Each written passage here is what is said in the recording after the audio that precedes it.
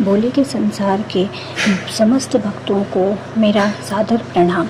मैं आप सभी के सामने आज सौम्य प्रदोष कथा यानी कि जो प्रदोष सोमवार को पड़ता है उस दिन की जाने वाली कथा को पढ़ने जा रही हूँ। आइए सौम्य प्रदोष व्रत की कथा का प्रारंभ करते हैं भोले का नाम लेकर।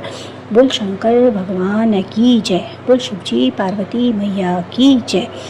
पूर्व काल में एक ब्राह्मणी अपने पति की मृत्यु के पश्चात निराधार होकर भिक्षा मांगने लग गई।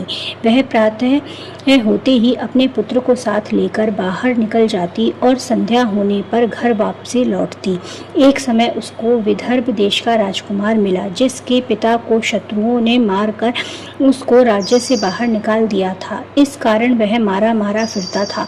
ब्राह्मणी उसे अपने घर ले गई और उसका पालन पोषण करने लगी।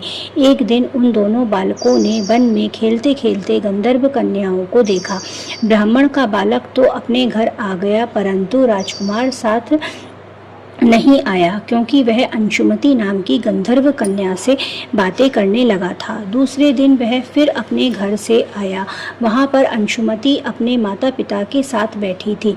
उधर ब्राह्मणी ऋषियों की आज्ञा से प्रदोष का व्रत करती थी। कुछ दिन पश्चात अंशुमति के माता पिता ने राजकुमारी से कहा कि तुम विदर्भ देश के राजकुमार धर्मगुप्त हो। हम श्री शंकर जी की आज्ञा से अपनी पुत्री अंशुमति का विवाह तुम्हारे साथ कर देते हैं। फिर राजकुमार का विवाह अंशुमति के साथ हो गया।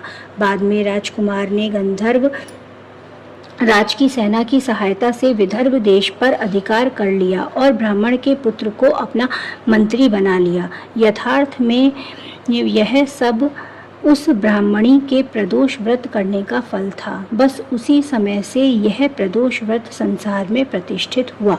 बोलो शंकर भगवान की जय।